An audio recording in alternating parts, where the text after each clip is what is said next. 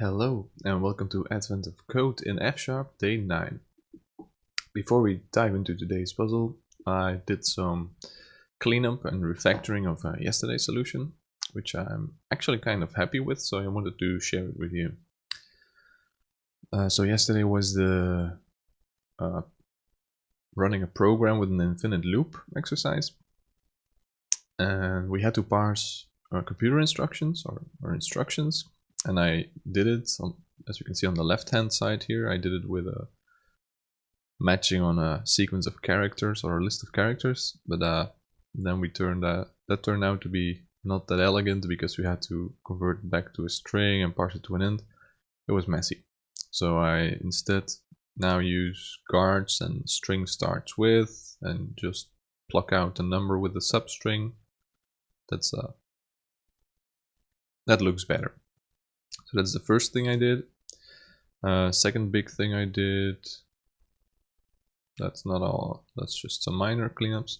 Yeah, I wasn't happy with all the sequence things, so this is the part where we generate all the possible variants of our program, where we flip a jump into an NOP or an NOP into a jump, and I was making it pretty hard on myself with all those sec append, sec singleton.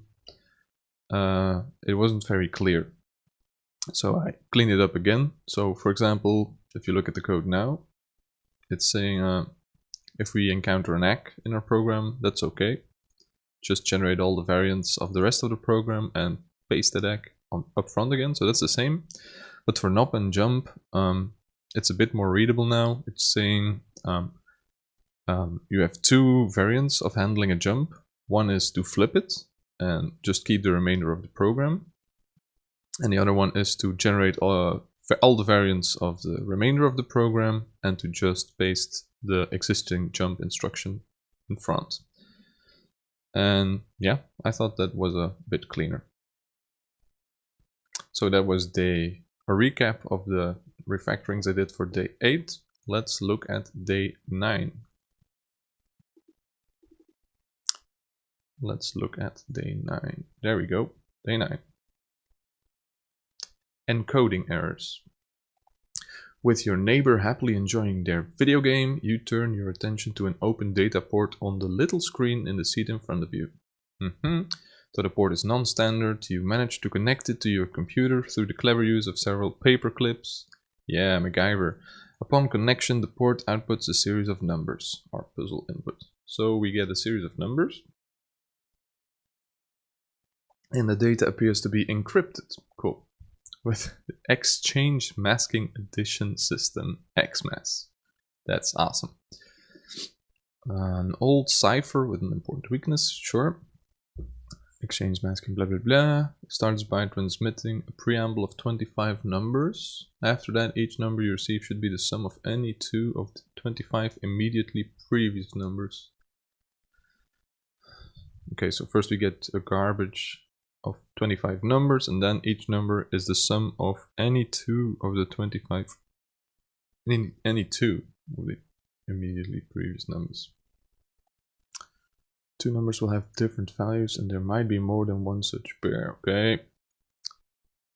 So, example time. We have a preamble of numbers 1 through 25, random order. To be valid, the next number must be the sum of two of those numbers. 26 is valid, yeah. 49 is also valid, sure. 100 is not valid because we can never sum two numbers, yeah. 50 is an edge case, and it's not valid because 25 appears, but the pair must be of different numbers. Yeah, that's clear. Suppose next number is 45, the first number, so 1 drops off and 45. Yeah. What's this? Suppose the 26th number is 45 and the first number was 20. Now for the next number to be valid, there needs to be some pair of numbers. Ah yeah, we're building on the same example, sure.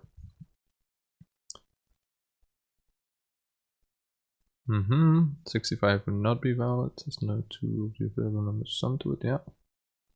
both be valid as a result of, yep, makes sense. A larger example, sure. They are varying the preamble length for this example.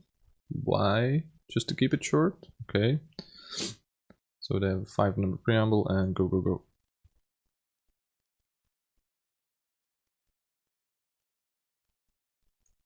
First step of it, well, this is a weird sentence. In this example, after the 5-number preamble, 1, 2, 3, 4, 5, so starting from here, every number, almost every number is the sum of 2 of the previous 5. Oh yeah, sorry. So the preamble length is the same as the window length, where we have to look at possible candidates to sum up. First step of attacking the weakness in the Xmas data, is to find the first number in the list after the preamble, which is not the sum of 2 of the 25 numbers before it. So we have to find the first number that doesn't work with a cipher. Cool. Grab input.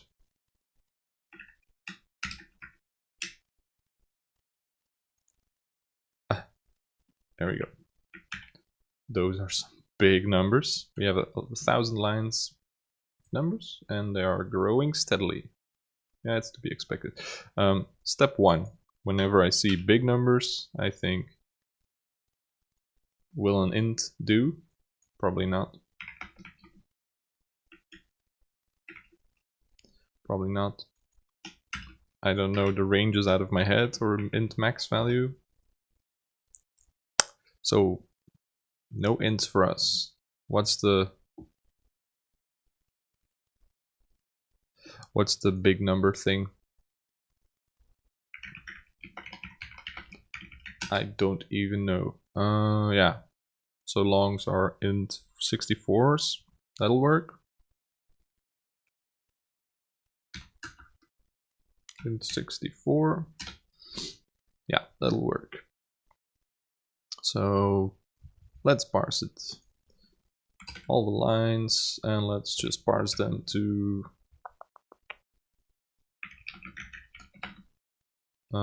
sec map int 64. It's too generic for this thing to work. Cool. Okay, then what's it actually saying? Value parse has been inferred to a generic type. Make the arguments explicit or add a type annotation. Okay. String sequence to an int64 sequence. Is it better now? Okay. Let's parse the input. See if we encounter any surprises. No, we can parse our int64s just fine. What's the strategy?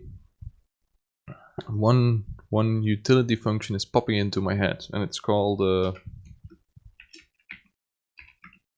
sec.windowed. And if we look at the type signature, it's saying it gets a size and a source sequence, and then it generates a sequence of sequences or a sequence of lists. So for example, if you do, if I have a list of 1 to 5, and I take a window of, let's say 2, what do we get out of it? It generates a sliding window, and it starts at the beginning, and it moves one, and the argument you give it is the window length. So I think if we use this function, part 1 will be pretty easy. Yep, part 1 will be pretty easy. So if we take, I'm looking for a name. So we have a preamble of 25. We have to skip that. After that, each number you see should be the sum of any of the 25. Let's just call this numbers. Let's just call this numbers. So for everything except the preamble, that's 0 to 24. So our interesting part starts at 25. We would like to have a... Nah, don't really care. Do we care whether it's a list or a sequence? It's nice to be able to write an indexer like this, but nah, let's just do it with a sequence. Is it? Yeah, we can do. Let's just skip 25 numbers. Do some quick mental gymnastics. So the first 25 numbers are 16 is the last one, and then we should have 42. So we should have 42.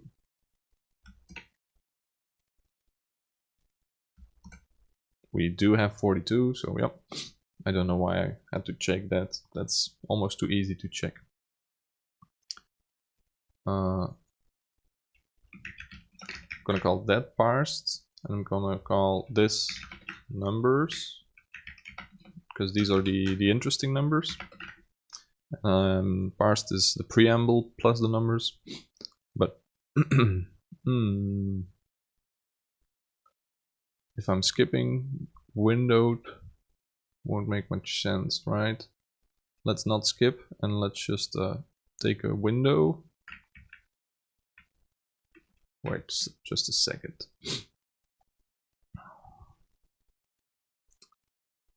I'm having some doubts between just iterating over every element in the list from 25 onward or 26 onward,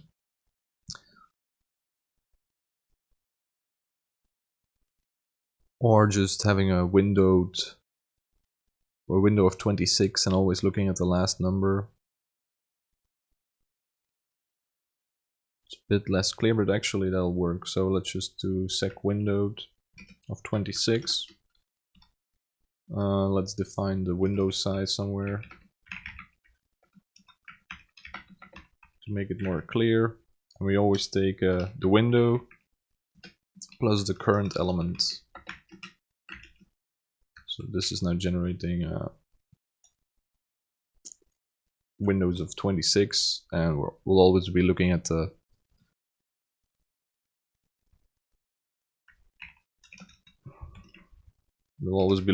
last element in the sequence, because that's the candidate we have to validate.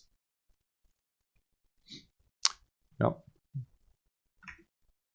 And what was the rule again? Every number must be the sum of two numbers in the preceding 25.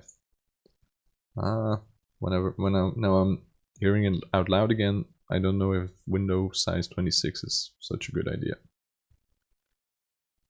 Say we do 25, then we need to loop over every item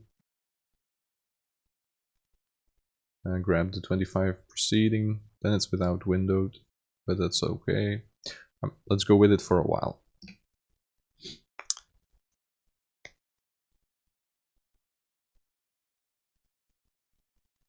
What do we need to do? We need to find the first number that is not okay. So let's do a find. Find has a predicate as an input and returns the first value that satisfies the predicate. So that's exactly what we need. And what do we need? A function that finds a problematic number in a window. So let's write the function.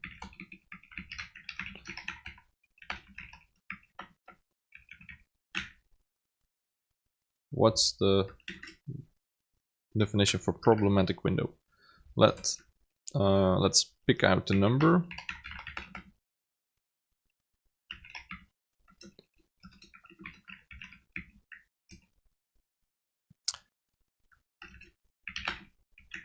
And can I split it in one go? I don't know actually. Yeah, I can if I do some magic with lists and reversing them, but never mind.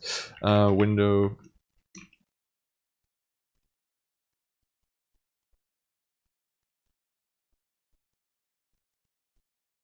is 0 in my input. it is not. So I can just do a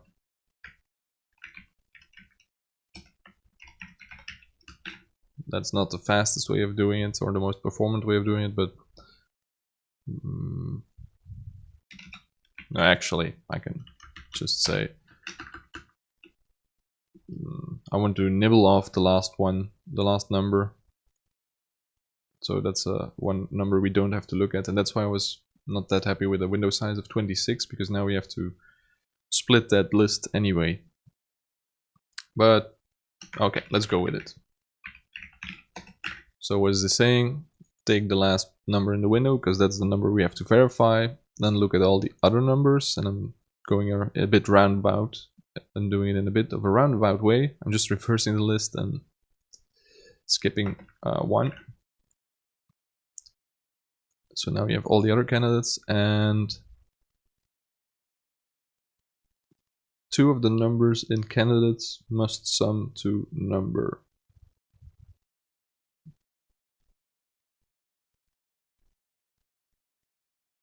Yep, two of the numbers must sum.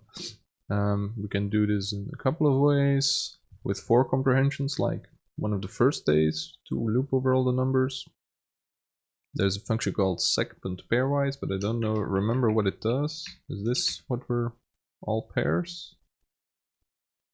No, that's looping over two sequences. Pairwise is maybe what we want. Let's see, is it just generating the subsequent pairs? Yeah, that's not what we need. Let's go with a for comprehension just now. For comprehension to generate all the pairs. Yeah. All the distinct pairs. You can't use the same number twice. Right? Yeah, that was a rule.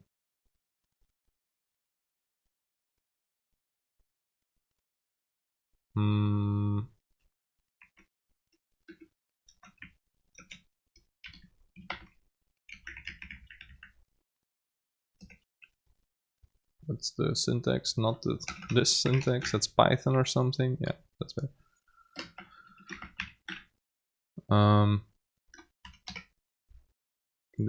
We need to have two different numbers. How are we going to do that? Let's just use the index.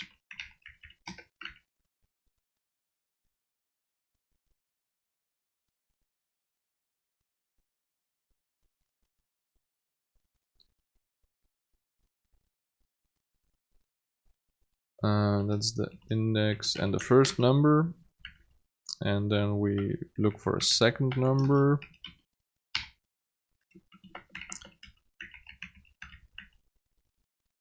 Let's make that a list so we can access it. Let's keep the secret. In candidates. Now it's easier with a list syntax. So I don't know why I kept with sequences for this long. But here we are, and we need to start looking for the second number after the first number, because we can't allow duplicates. Let's just already generate the sums.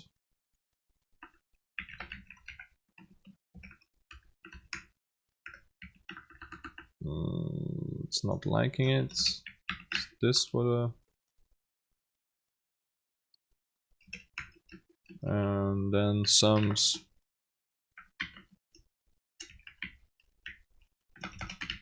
We have sums contains, that's exactly what we need, the number. Whew, that's a roundabout way, but I think we're good. The only part I'm not sure about is this. That's probably not correct. So if you listed 3 items, I will be 0, and the next number we need to look at is not 0 but 1. And this is just tricky enough to look at a bit more in depth. So let's do a pair generator function and maybe keep that for the following days, because this is the second time we meet it.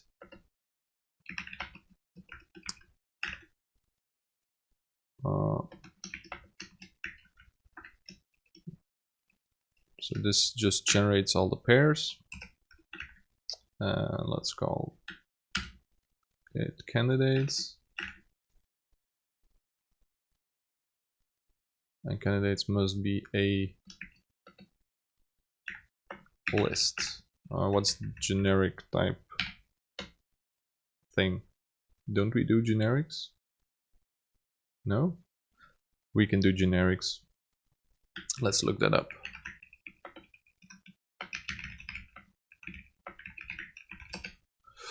How do you define a generic type argument? Oh, is that the problem? We need to have the...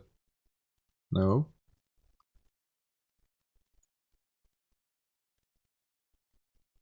A single quotation mark, but before. That's what we're doing wrong. So this is using generic saying it's a list. It's not enough? I thought it would be enough.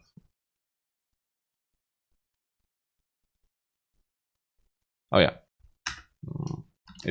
I'm now specifying that the return type should be a list, but I was trying to type the candidates.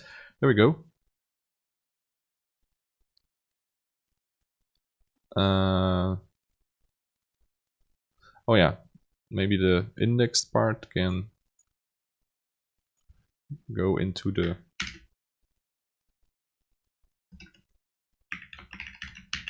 function itself. Otherwise, we'll have this spread over the entire code. So this is actually better. So we generate indexes, we loop over it, and we generate the pairs. Let's test it out a teeny bit. So pairs. Oh, well, this is a major deja vu. We already did this for day one, I think. So maybe it's time to keep a kind of utility function. 1, 2, 1, 3, 2, 3. That looks what I expect it to be. So let's assume it's correct. Pair generating, we can do it with a function call now. So it's pairs of candidates, and we don't need to index it anymore. We'll do that in the function. So these are the pairs, and we need the sums. Let's pipe that to a function that takes the numbers or the pairs and it just sums them up. No? Why you no likey? Because I need parentheses and I don't like parentheses, so I will pipe you. No? Oh, it expects a list. Does it expect a list? Yes, it expects a list. But that's my bad for the type signature. It's still complaining.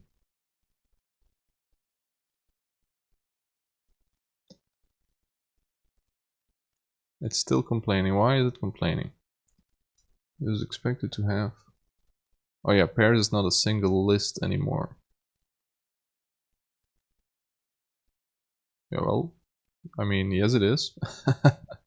I'm confused.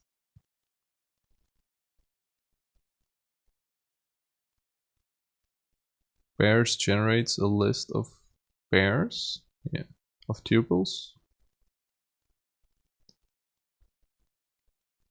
And it's a list and I need to, oh my god, whew, it's early. I need to map the sum function over it. So now we generate all the pairs, and we generate the sum of all those pairs. And those sums must contain a number to be valid. And if it doesn't, we have a problematic number. I think we're good to go.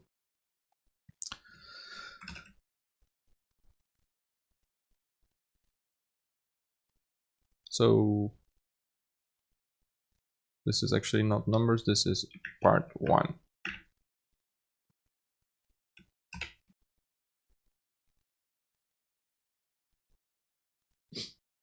Confused. Should a sec.find not return a single a single number. Why am I seeing a list? I'm confused.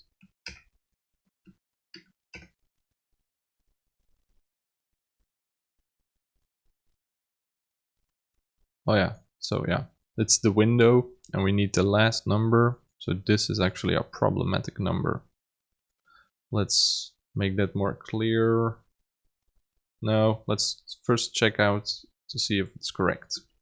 So this is the entire window, and this last number is not the sum of any of the two other ones, or at least that's what I'm trying to do. Let's see if we're hitting gold. We are hitting gold. Okay, then let's keep it. Let's move on. For part 2, what do we need to do? First, sip some coffee.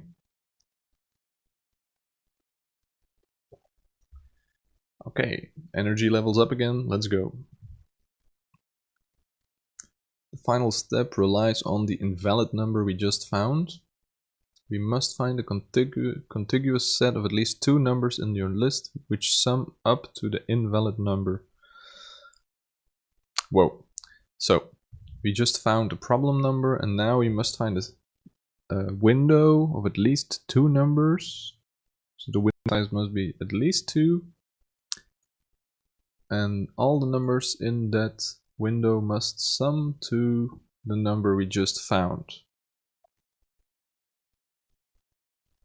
Whoa. In this list, adding up all of the numbers from 15 to 40 produces the invalid number. Well, of course, a contiguous set of numbers might be much longer. Interesting problem. So now we need to find a window of undefined size. Interesting problem. I like it. Let's first grab our problematic number. So that's actually the last number in the array. So last. So it should be 22476. Yeah, that's a problematic number. What do we do now? What do we do now?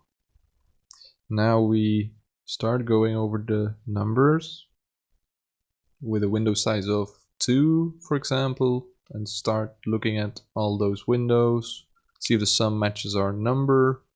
If it doesn't, we grow our window size and try again. Yeah, that sounds like a plan. How will we tackle this? With like a sequence of all the window sizes, or with recursion and hope it ends? Let's start with the sequence. I'm a fan of sequences and lists. So we have 1,000 lines and the window size must at least be 2. You can't have a window of 1. A window size of 1,000 would not make sense. So I'm guessing it's somewhere between 2 and 1,000. So for each of those window sizes,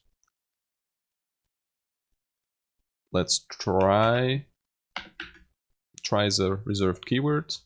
Try window. What actually do we need? We don't need the window size. No, we need the smallest and largest number in this size. Okay.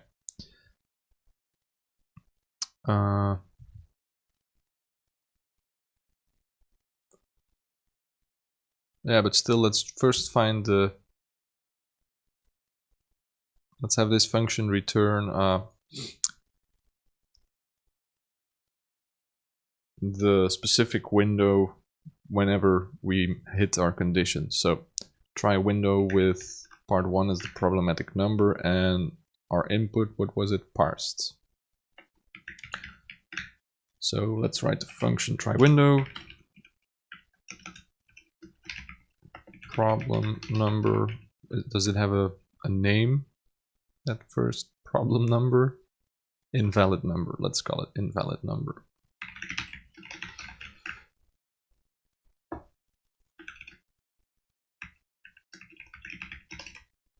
just renaming the first function to be more in line. So invalid number and a list of all the numbers. And let's use our trick of using options to find a single element in a list. So we're gonna try every window length, and window should also have the window size, or try window. And I need to type, because function names are case sensitive. There we go. So we're using our same trick again. I was saying pick will take a function that takes an item in the list, so a window size in our case, and returns an option type containing something. And pick will just loop over the input list, so our window sizes, and whenever the function try window returns sum, so the good case for an option, it'll just return that, and otherwise it'll keep going. So that's a nice combination of ping pong to do stuff like this. What do we need to do? We need to generate the windows for of the window length, window size, yeah. So these are the windows, and even if one of those windows contains how will I express this? So these are the windows, and then let's just try find, or these are the windows. We need to return the windows because we need to have the smallest and the biggest number. I was first going to do, let's just sum them. But let's not just sum them, let's do a pick again, nested pick. Sure, why not?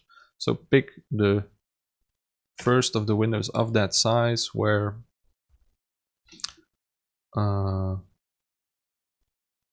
let's write another function because it's getting too tricky. Sums to invalid number, and then we have the window, and that is good enough. So sums to number list is list sum the number, and that should be number. Okay, it's this short that it actually does make sense.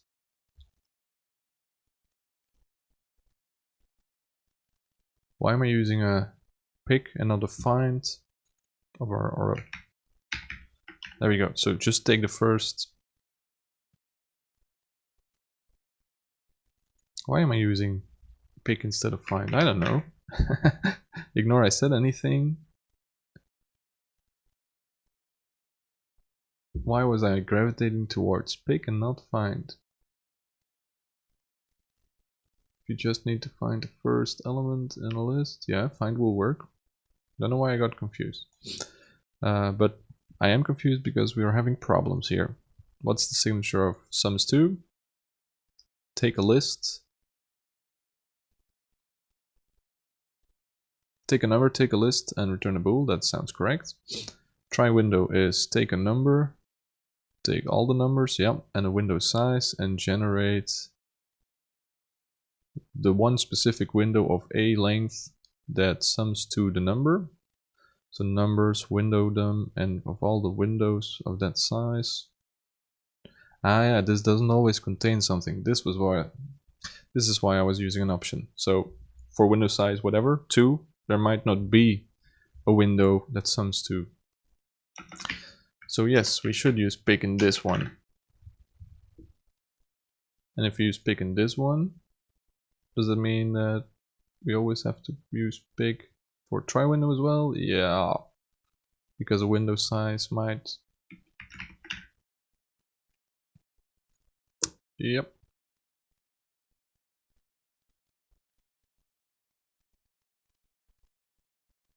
I'm confused again.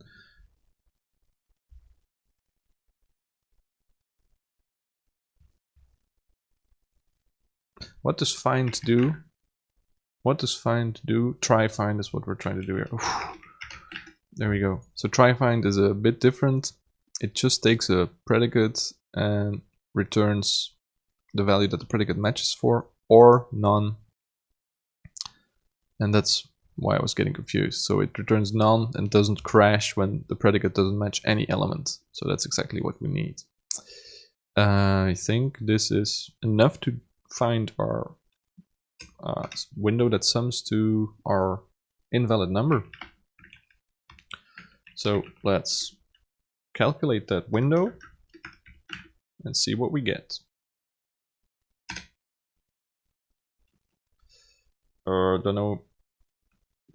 We needed to pick a bit more. Okay, that was fast. What do we need to do with this window? The smallest and the largest number in this contiguous range. Okay, let's get those out. Ooh.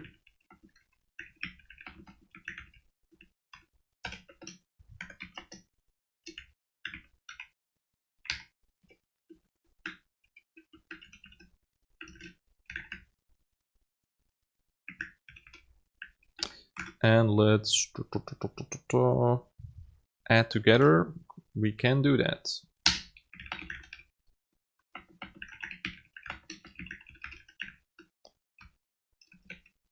There we go. We have a number and an L that we don't need to provide in the input. Go gadget gospel, and we are gold. Cool. So quick recap. What did we do today?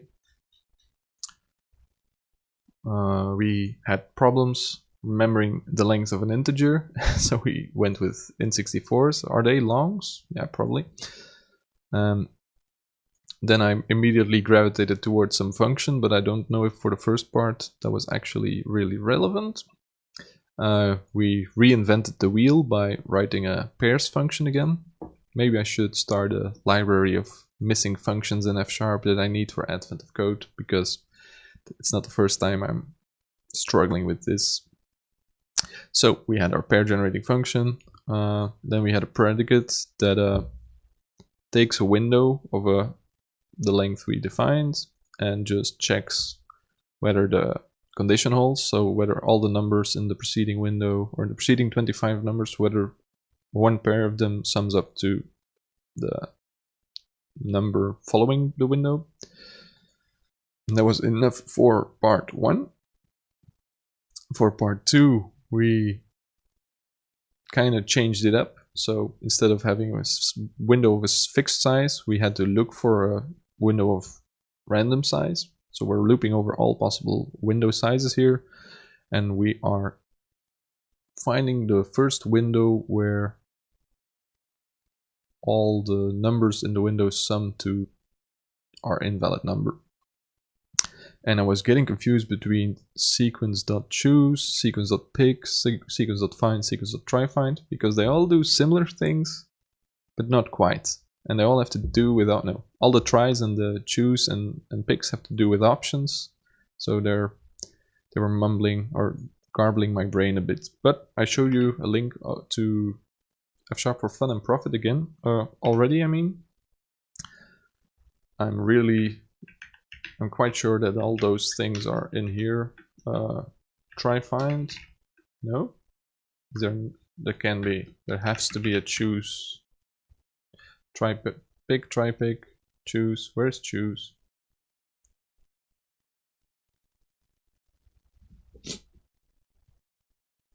My point is, if you want to figure it out for yourself what all these different predicate taking, option generating functions do, the F# for fun and profit is your place to be. He has good examples and they help me out, but apparently I forgot everything. And I can't take the time to hover over and look at the type signature, because that actually, when you look at the type signature, most of the time that says enough. But this was day 9 of Advent of Code in F#. I hope you enjoyed following along, and I'll see you tomorrow. Bye.